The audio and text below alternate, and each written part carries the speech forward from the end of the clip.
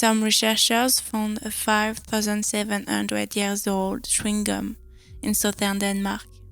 They were able to trace the DNA and confirm that the chewer was a young girl with brown hair and clear blue eyes.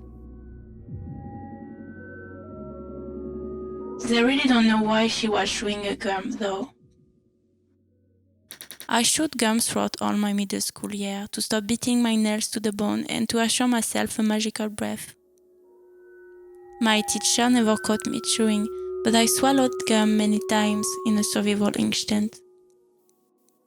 Gum balls are perfectly insoluble in water, oils, alcohol. They are insensitive to acid, inaccessible by bacteria or molds, almost immortal. I love to ink my molar in the chewing gum to see the imprint it left as an opportunity to witness a part of me that I couldn't see by myself.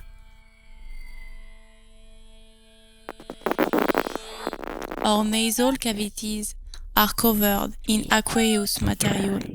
If we could smell water, we might not be able to smell anything else. Water memory is contained in the limestone stains of a sink.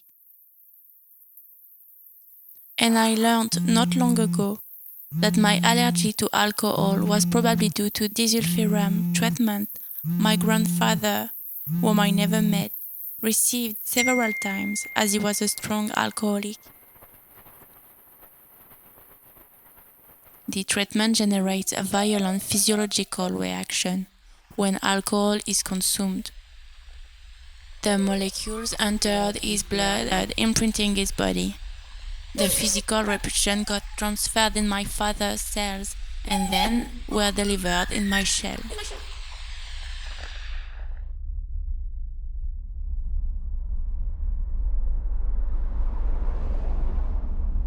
So now when we drink, some parts of our faces turn bright red and our skin gets itchy.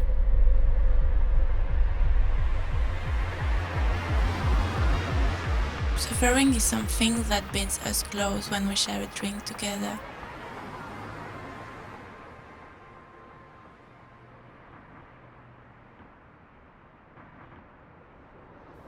Liquids do carry things. You can listen to your downstairs neighbor's stories just by dipping your ears in the bathtub water.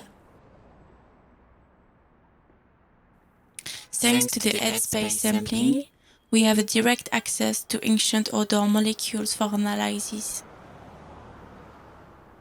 We can know how an Egyptian mummification was smelling by then, and we therefore learn that our history does things.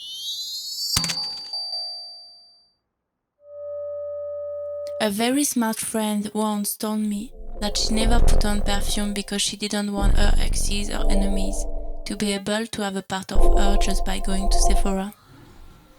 Headspace is basically the room between matter and the top of someone's head, where all the gas vapors float, desperately trying to sneak through, escaping the solid world. There is so much dust in this room. Enough to fill a bottle.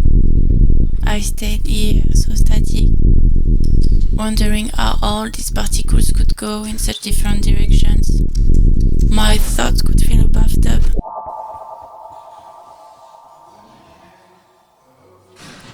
I evaluate how long it could take for my eyes to absorb the steam from the glass of water that's sitting next to the bed.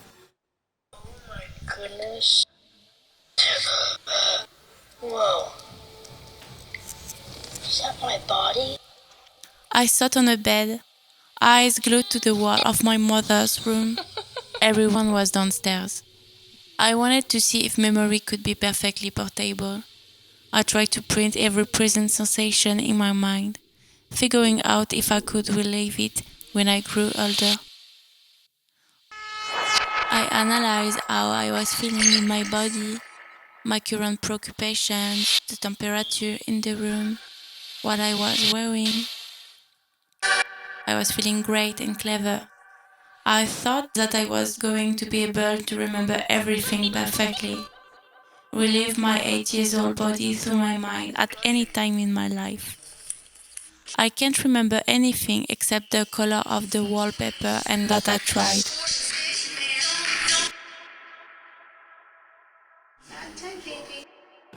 I hated when adults were saying that it was the best time in our lives, being a kid, going to school.